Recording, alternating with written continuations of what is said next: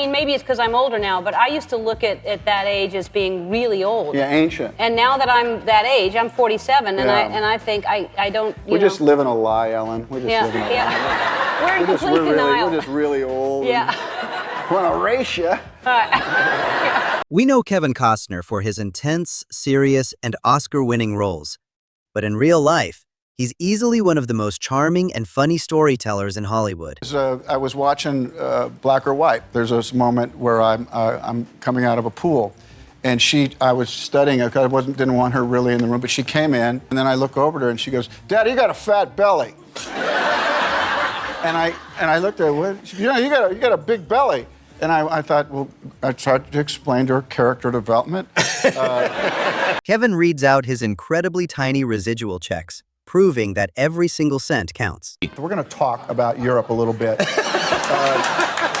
No Way Out, 71 cents. Perfect World, I got $1.35. Whoa! Revenge, $1.22. $6.46 for Robin Hood, 54 cents for Silverado, 43 cents for Testament. Tin Cup, I got 78 cents. Untouchables, 67 cents. The War, 34. Waterworld, 87. That's paying for itself. And Wyatt Earp, I got 67 cents. And my accountant had the nerve to say, this check was deposited into your management account, $15.38. You know what? Little by little, this stuff adds up. That awkward moment when a fan approaches Kevin, only to ask for Sean Connery's autograph. I was with him, and some girl was trying to get my attention, like looking over, and finally I'm kind of done with him, and I think, well, I'll stroll over and see what she really wants. So I did. I walked, and she was behind the ribbon, and I got really close to her, and I said, yeah, and she goes, could you get me Sean's autograph? And I went like, I felt like I had a cigarette hanging out of my mouth like this. I said, yeah, of course I could do that. Kevin shares a hilarious story about a very unusual mushroom hunting trip. In the country, and he goes, you want to go hunt for some mushrooms? And I said, what kind of mushrooms? And the guy goes, you know, the good kind. I said, okay, let's go. We're kind of looking out there, and he finds one, and then he finds another one, and I can't find one. And after I find a few of these things, I said, hey man, how does this work? And he says, well, you have a mushroom, and then they tell you where to find the others. And I said, all right, I get the logic, but we're doing a sword fight right after this. I said, and he went, you know, that's a good point too. So I didn't hurt any. The mind-blowing and surprisingly funny reason why Stephen Hawking actually wanted to meet Kevin. I actually had my three, my oldest was 12, and I said, I want you to meet this man. I didn't really know a lot about him, honestly. I'm a public school guy, so Stephen Hawking, let's go. So I wasn't sure. So he came, and I was obviously taken back at, you know, where he was in that wheelchair, he wasn't able to move. I got him a drink, and most of it ended up on the floor, and I saw my children just a little bit shocked, and I said to them, look, if you want to go finish your homework, you can do that.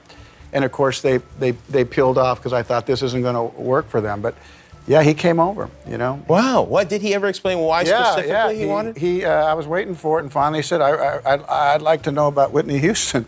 And I said, well, okay, you're just like me. Let's get to it. I said, you're not the only one, Steve. A lot of people want to know about Whitney. I said, what do you want to know? And not really aware of the danger at all of anything. It's like, you know, when I cast Whitney, did you know she was African American? Yes, I saw that. Pretty amazing day, and now I'm about to go home. And he goes, you want to go to the White House? And I said, yeah. We get on the helicopter, we go across the Potomac, the Marines salute, we get off on the White House lawn, we go across it, he pretends to not hear what they're saying, so I'm thinking, okay, now the day's over, and he says, you want to play some horseshoes? I said, my pat answer, okay. And so we play 2 out of 3, and now he's going to have dinner, because Andre was his guest. I'm thinking my day's over, and he goes, you want to swim in the pool? And I said, by myself? And he goes, yeah, we got all the stuff, all those T-shirts that come from the universities. I just hit. So I'm swimming in the pool like this. So I get out of the pool, I'm going away, and he says, do you want to have dinner? And I said, Yeah, fine, I have dinner. So now the next morning, I'm thinking about my day, and I'm in the trailer, and Oliver comes in. He's like really grumpy. This, and I go, "What's the matter, Oliver?" And he goes, "You know, I went over to the White House, and they gave me the B tour, not even the A tour, the B tour." He's always upset about something. He gave me the B tour. He says, "I didn't even get to see the pool because there was somebody in it." And ridgeline, careful not to fall or to make any noise that would bring him or my mother back into the room. The stakes were high.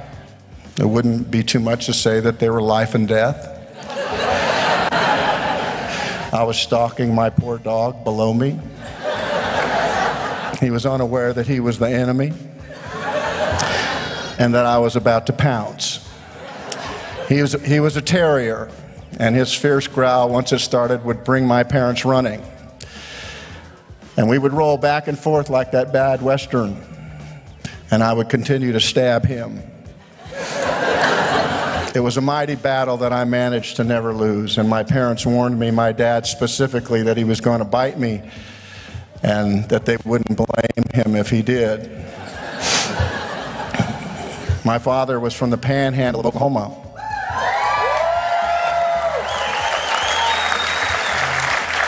So he was comfortable saying that kind of stuff to me. Guyman, to be exact. I was growing, and a year later I was 5. And on my first day of sharing in kindergarten, I was sent home with a note on my shirt. I couldn't read, so I guess that was the point. We were told to bring our favorite thing to share, the thing that we love the most. I brought my father's 30-30.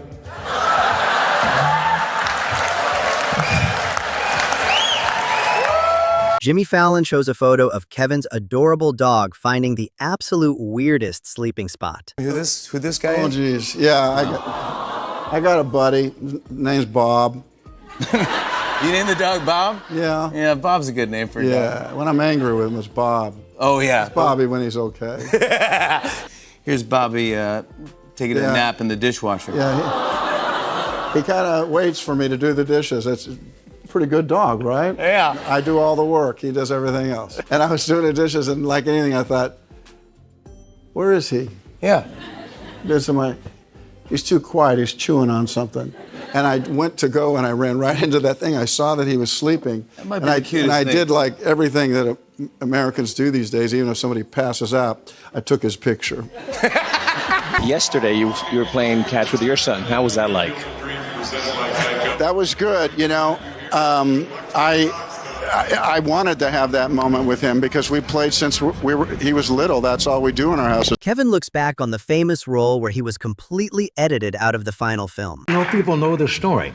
You were in that picture along with a lot of good actors. Glenn Close was in there, Bill Hurt, Kevin Kline, Goldblum, Mary Kay Place, Jeff Goldblum, and you were in that. Jo Beth Williams. You were in that picture, but you were killed off. I was. That's right. It revolved around you. You played Alex. Right. I think that's why our paths probably haven't crossed, because some of my friends who've come here from Orange County today suggested, you know, maybe Johnny cut you. That's true. Now, that is true. But let me tell you why. I said to Larry Kasdan, who directed it at that time, I says, Larry, this isn't right for Kevin. I said, I see him in a ball field. Said, if he does this picture, it could kill his career. And so we cut you out, and look what happened. Ever during a romantic scene. I'm really not acting, because I thought, you know, I would make sure that the limo driver wasn't really watching. So Correct. In the middle of the scene, I looked up at the camera, and just off the camera, and I said, what's your name? And I could hear the director and the camera go, who's he talking to? And then I said, Bill, why don't you put the thing up? And then I went back to kissing her and, and unzipping and stuff. And the scene was all over, and he yelled, cut, and he said, what were you doing? And I said, I just thought that's what you would would do. happen. And they later on, like 2 months later, went back and shot the limo guy. Oh, did they? Just responding to the thing that I had done, and it You brought your kids to the to the premiere? Yeah, I wanted them to see me work. Yeah. I brought 5 of them and got them tuxedos. Bought them dresses. And Did you tell them, if this movie doesn't work out, this is the last vacation Daddy's taking you on? I did. I wanted to know how worried they were, that they were going to stick with me and support me. And the minute they got there, my 2 sons went fishing, got a boat, went fishing. My 3 daughters ended up on a boat and said they would see me around 3 or 4 o'clock, me working, and then made a call, and they were drinking drinks at this point. So they cruised in about 8 o'clock at night. I've been working. I said, we came to France to be as a family. And they go, it's working great, Dad. Yeah. Kevin's hilarious strategy for greeting old friends who happen to be shorter than him. Met all the guys that I knew, again, and hadn't seen them in a long time, and they were all about 5 inches shorter than me. Well, I'm just curious, does that give you an empathy with people that are smaller? No, I got them all in headlocks. Mock them. We were talking about this today around the office. There aren't many truly great baseball movies. You have made 2 of them. 3.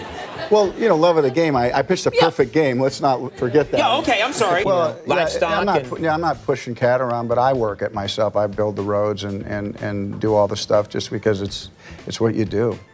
That is not what I would do. I'd pick up the phone and get someone to build a road. You do it well, I bathed in heavy cream and looked out a window. You do it if you're with me, because I'd knock on you and say, Conan, come on, we're up. We're going. Not now, Kevin. I'm sleeping. Come on, you. I was up late watching videos. I understand. Kevin describes the instant, undeniable connection an actor feels when reading a brilliant script. You get your first job. I actually didn't get my first job. I had to go into stage acting. I was a stage manager, so I thought, I wasn't smart enough to be a bartender. I couldn't make change. I never liked when they gave you $1 plus 8 cents. That negative numbers was hard for me, so I thought, well, I'll take out trash. That's what I'll do, as long as it's movie trash. And so that's how I started. I was a stage manager. Really? That's what you have to do if you want to get a good part, I guess. That's not true. Come on. Well, it was a movie that wasn't going to get made, and Rob Marshall couldn't turn his back on you, right? When I read this movie, I thought, I have to make this movie. I have to say these words. And it was such a good speech in the end, I thought to myself, I'm the only person that can actually screw this up, too. I lost sleep thinking that I wouldn't do that right. It was important to me. That you would not get it, that I would somehow not serve it, and that was important to me. Kevin Costner always has the best stories. Which Costner story was your favorite? Let me know in the comments below, and I'll see you in the next video.